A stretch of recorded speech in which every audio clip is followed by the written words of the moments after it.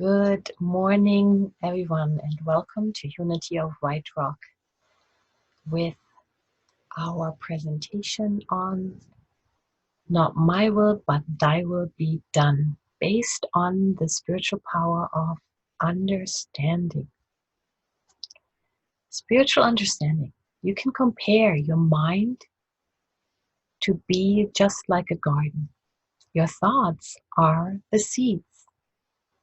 You can grow flowers or you can grow weeds.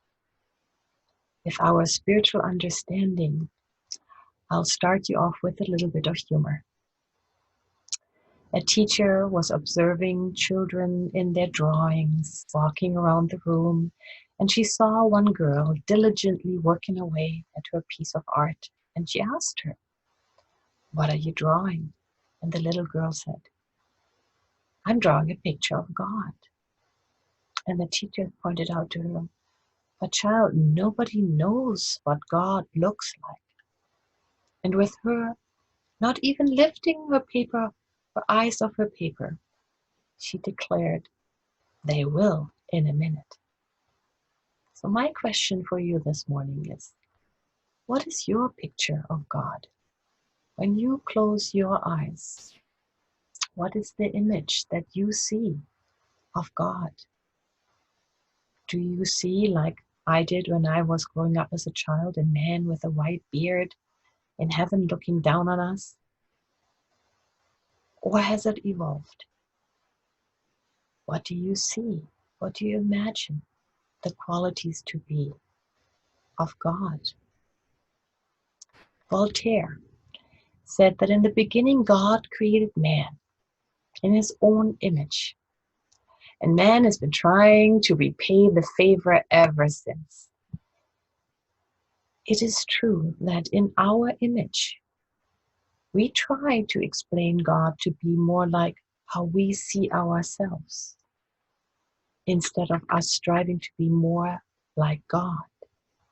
And the perfect story for that is Jonah and the whale.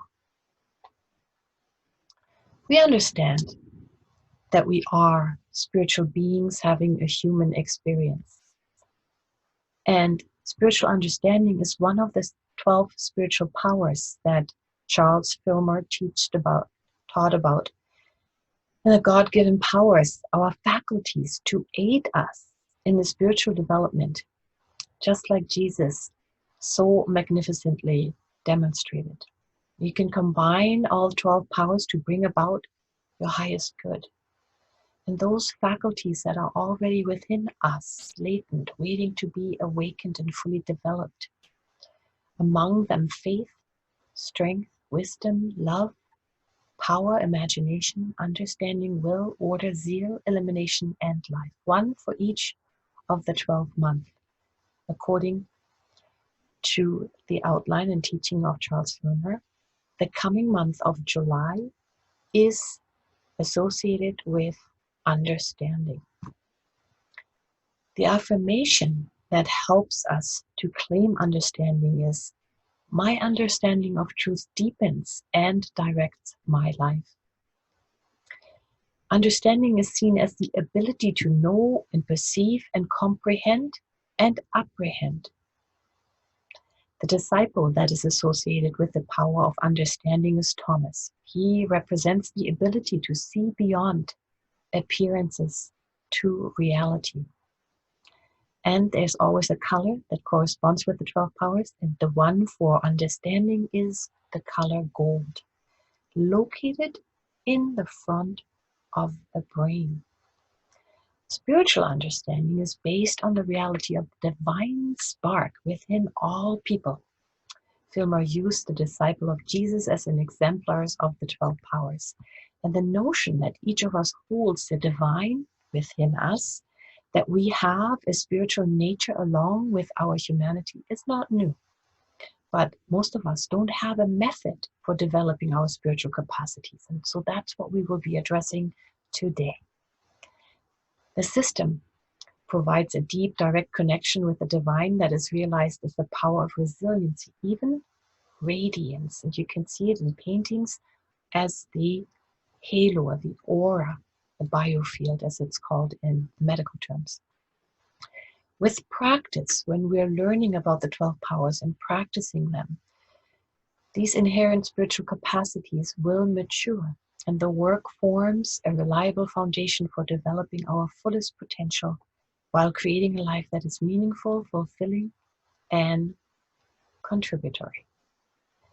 This is from Adventures in Resilience, Igniting the 12 Powers in You to Create a Radiant Life by Sharon Connors, coming from the Unity Books 2020. So understanding is important in developing our spiritual nature because it is the faculty which puts feet under our prayers and gives our spiritual activity something to stand on. Blind faith, or faith without understanding of the spiritual laws, most often results on occasion, but our spiritual growth demands a base that is more dependable, understanding that is grounded in spiritual truth. So Thomas is the disciple who stands for the faculty of understanding. A study of his contact with Jesus gives us some insight into the way we must develop our own ability to think and learn to make deductions and draw conclusions so that we may awaken this spiritual quality in us. Thomas didn't have spiritual understanding, but he wanted to learn. He didn't mind asking questions, and he listened to Jesus' answers. Thomas is probably best known for doubting the news of the resurrection when he heard it secondhand from the other disciples. And Jesus respected Thomas's need to know firsthand. What is the difference between wisdom and understanding? Wisdom is the ability to know, but understanding is to know why. And when your understanding is developed in both the head and the feet, not only will you have the light in mind, but you will have the ability to apply it in your world. When we're saying, thy will not my will be done, based on spiritual understanding, we have to have spiritual discernment in order to reveal that knowledge and intelligence are auxiliary to understanding. There are two ways to gain understanding. One, you can follow the guidance of spirit that dwells within, our intuitive voice, our dreams, our visions, that gut feeling that we have. Wisdom teachings that we have. And the other way is to blindly go ahead and learn by trial and error, gaining experience that way, what works and what doesn't work. We have the human will that's driven by lack, comfort, convenience, and we have the spiritual will. We can choose awareness of divine nature, the Christ light within, the willingness to co-create and to live with intention. We have that daily choice to make. And when we look at the story of Jonah and the whale, the story of the Old Testament, Jonah was an Israelite whom God had called to be a prophet, and he had sent many messages and he had delivered them just fine. But then he got a message and he refused to accept his divine mission and instead left on a sea voyage. Why did this prophet refuse this mission? When he was called to go to the great city of Nineveh and preach against it. But Jonah ran away from the Lord. He had, instead of going to Nineveh, the city of the enemy, the city full of perceived evil and wrongdoing. There was not much consciousness or light. There was more the left-hand column of the ego, the will of pleasure and convenience. There wasn't very much higher guidance happening in Nineveh. So instead, he took off to Tarshish, the furthest city away. If we're looking at a map, we can see that in Egypt, Tarshish was on the very opposite end of the coast, as far away as you could get to the near Spain or Portugal, where it was nice and warm. He was going to live the island life. He was heading for pleasure, whereas the city of Nineveh was associated with pain. Can you relate to that? Sometimes it's easier to just want to go for pleasure rather than having to deal with the challenges of what we consider painful. Well, he tried to escape. He got on the boat, but then God raised a great storm, and the sailors, realizing that Jonah's disobedience had caused this, threw him overboard. Eventually, they tried other things, and nothing helped, and eventually actually suggested, throw me overboard and the storm will stop. And so they did, to save their ship. And Jonah was saved from drowning when he was swallowed by a great fish that God had sent him, and there he stayed inside for 3 days, and praying and affirming and having new realizations. And after which the fish vomited Jonah out upon the dry land. And then he was ready to take on his mission. Thankful that his life had been spared, Jonah took up his prophetic mission and went to the city of Nineveh and delivered the message that if you don't change your ways, God will destroy you. What can we learn from that? When Jonah got angry with God, anger distorts the ability, just like boiling water you cannot see your reflection in. You cannot see the truth in a state of anger. And when the water's calm, then clarity comes in. If we're looking at the story of Jonah from a metaphysical perspective, we can see that we had a lot of refusal to see the beauty. Jonah was judging God. He saw God as merciful, and he knew that God was likely going to save the city if they were going to get a warning to change their ways. And he wasn't in agreement with God. He was living the black and white cause and effect. If you do something wrong, you should get punished for it mindset. He didn't want God to forgive them and be merciful on them.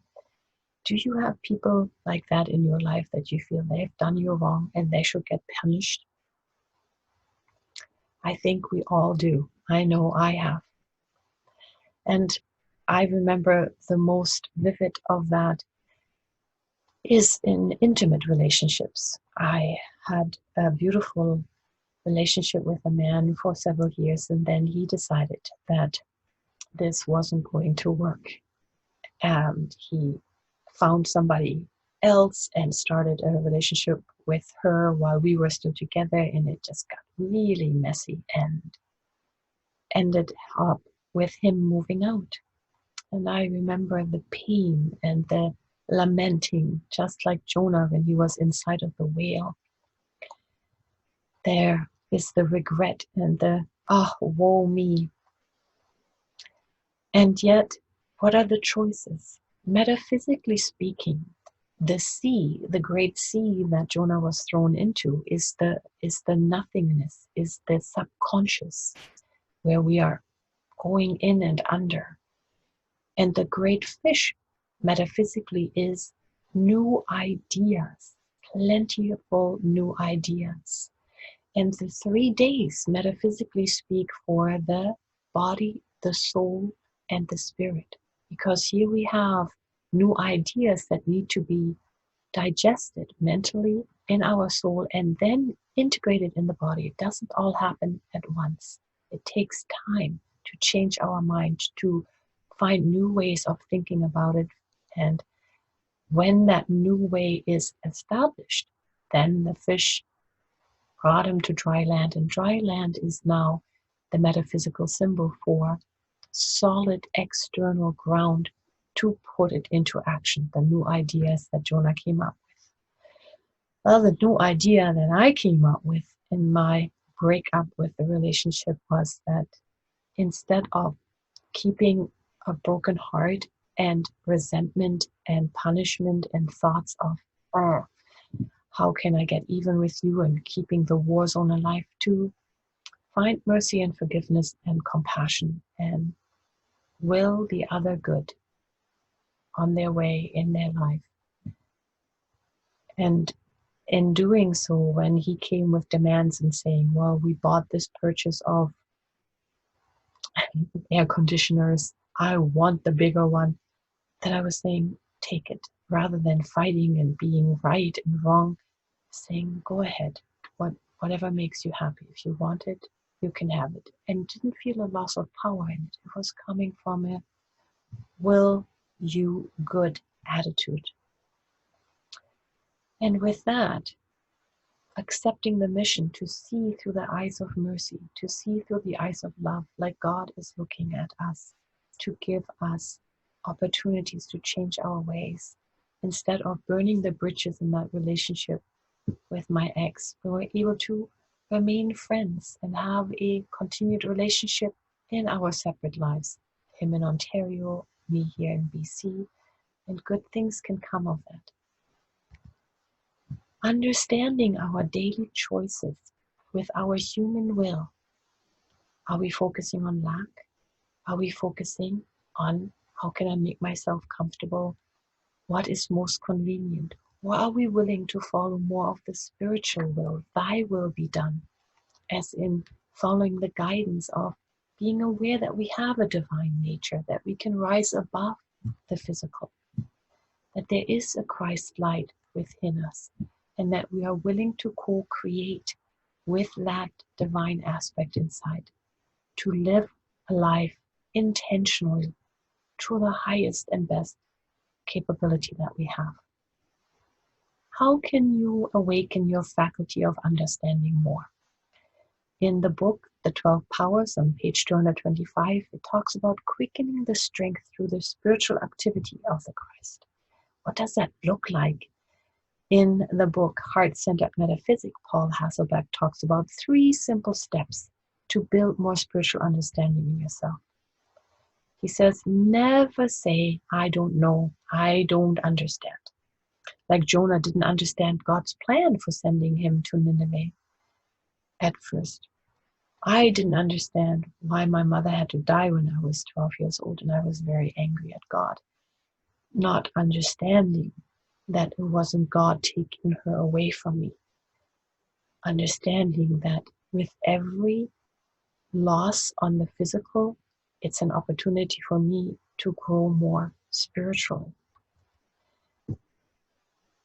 Paul says that to claim your Christ, understanding at all times, you can declare instead, I am not under any spell of human ignorance. I am one with infinite understanding. And then in time, it will reveal itself and you will understand better. It took me 2 decades to understand better what spiritual growth I could gain from losing my mother at age 12. And I'm grateful for that. It put me on the path to become a counselor and help other people overcome grief and loss. It has deepened me. The other 3 ways are to ask, and it shall be given. Seek, and you shall find. Knock, and it shall be opened unto you. Prayer is one form of asking, seeking, and knocking. Then making your mind receptive to the higher understanding through silent meditations and affirmations of truth. And we're familiar with denials and affirmations. So the denial would be to say, I give no power based entirely upon what I think. I know from my senses. I give no power to thoughts of ignorance. Our senses of what smells good, tastes good, or unpleasant. Medicine doesn't always taste good. We can't always go by our senses. To deny the power to solely rely on our physical senses, to go beyond that and affirm, I am one in infinite understanding.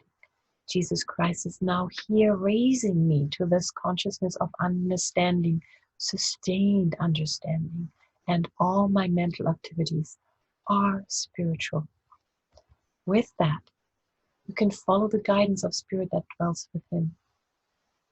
Jonah had that option, and for many times he did. But he also took the way of blindly going ahead and learning by experience when he refused to see through the eyes of divine love at first. When he saw seeming evil in the people that lived in Nineveh and being unwilling to forgive them, he tried to avoid pain by aiming for more pleasure, going to the island instead of the city that he was sent to. But we all know true peace is only ever found when we can engage the heart. We need to open up, to have compassion.